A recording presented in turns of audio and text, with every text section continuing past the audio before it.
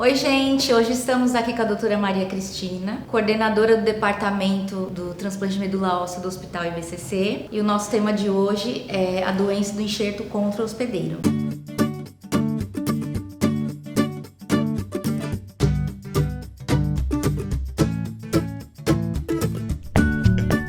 Doutora, explica pra gente o que é a doença do enxerto contra-hospedeiro e como ela acontece. A doença do enxerto contra-hospedeiro, vale a pena a gente prestar atenção nas palavras. Enxerto contra-hospedeiro. Enxerto é a medula óssea e hospedeiro é quem hospeda essa medula, ou seja, é o paciente. Então, quando a gente fala em doença do enxerto contra-hospedeiro, a gente está falando de uma situação, uma doença, que é causada pelas células da medula nova atacando o organismo do paciente que recebeu essa medula. Essa doença do enxerto contra-hospedeiro, a gente chama muito de DASH, que é a abreviação, ou GVHD, que é o termo em inglês. E ela acontece porque a gente nunca é igual ao doador. Então, mesmo num transplante de medula halogênico, em que você tem um doador que é 100% compatível, essa pessoa nunca vai ser 100% compatível em tudo. A gente só tem 100% compatibilidade de tudo quando a gente trata de um gêmeo idêntico. Nos outros aspectos, um doador é 100% compatível, mas ele é diferente em uma série de outras questões, né? Quando a medula nova chega no organismo novo, porque a gente infunde a medula do doador no receptor. Quando essa medula chega lá, tem células que vai reconhecer que está num ambiente estranho. Essas células, elas se ativam e atacam o organismo que recebe. Isso é a doença do enxerto contra-hospedeiro. Doutora, e qual a diferença da forma aguda e crônica dessa doença? Como eu expliquei anteriormente, a doença do enxerto contra-hospedeiro só acontece no transplante halogênico, que é no transplante em que você tem um doador, não no transplante autólogo, em que a medula é do próprio paciente. A gente divide em aguda e crônica de acordo com os sintomas que o paciente tem. Na DASH aguda, você tem mais uma manifestação da doença na pele, que pode ser assim, uma espécie de uma vermelhidão, como se você tivesse tomado sol, alterações no fígado e alterações no trato digestivo. E ela principalmente acontece no início do transplante, nos primeiros 2-3 meses. A doença crônica, a DASH crônica, ela pode acometer outros órgãos, pode pegar olhos, boca, pele também, pulmão, e a pessoa pode ficar com a pele manchada, mais escura, mais endurecida, tipo esclerodermia, enfim. Tem uma gama muito grande de manifestação clínica e ela pode acontecer principalmente mais depois dos 3 meses, às vezes até alguns anos depois. E essa doença, ela pode acontecer em qualquer doença hematológica? Sim, ela não tem a ver com a doença de base hematológica, mas tem a ver com o tipo do transplante. É possível evitar a doença? Todos os transplantes halogênicos, a gente já contempla estratégias para evitar que ela aconteça. Ainda assim, cerca de 50% dos pacientes, mais ou menos de 30% a 50%, podem ter alguma manifestação da DASH. Mas ela não é de todo ruim. Acho que é muito importante que vocês entendam isso. A DASH, ela faz parte da estratégia de controle da doença. Quando a gente fala de doença do enxerto contra-hospedeiro, existe embutido dentro da DASH também o que a gente chama de efeito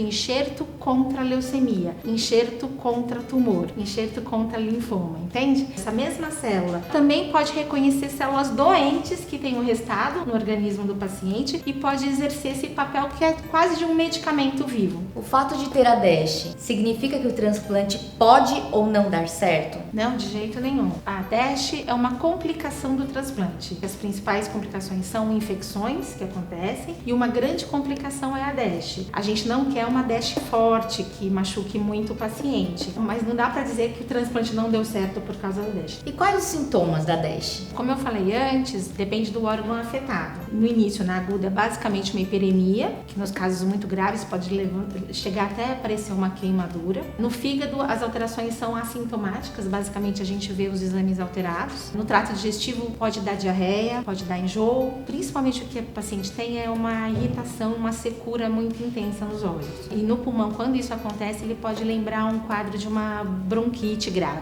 E tem como tratar a DASH? Sim, tem como tratar. 80% dos casos a gente consegue amenizar bastante os sintomas da DASH com remédios. O principal tratamento é corticoide, com todos os efeitos colaterais do corticoide que a maioria de vocês sabe bem. Existem casos em que ela é mais grave e mais refratária ao tratamento, mas hoje em dia a gente tem uma gama cada vez maior de tratamentos para ela. E o paciente que tem DASH, o que ele precisa saber? Quem tem DASH precisa sempre sempre estar ligado ao seu médico. Ele vai precisar frequentemente ir a consultas e receber orientações. Quem tem DASH moderado, mais grave, vai sempre estar recebendo alguma droga, algum imunossupressor. Então, o cuidado maior de quem tem DASH é cuidado com infecções. Não pode tomar sol, porque o DASH pode ser ativado ou reativado com o sol, então precisa tomar muito cuidado com o sol também. Doutora, muito obrigada pela participação. E se você gostou do vídeo, dá um like aqui. Se inscreva no canal da Brale. Deixe seus comentários. Tchau! Vem Tchau. comigo que eu te conto.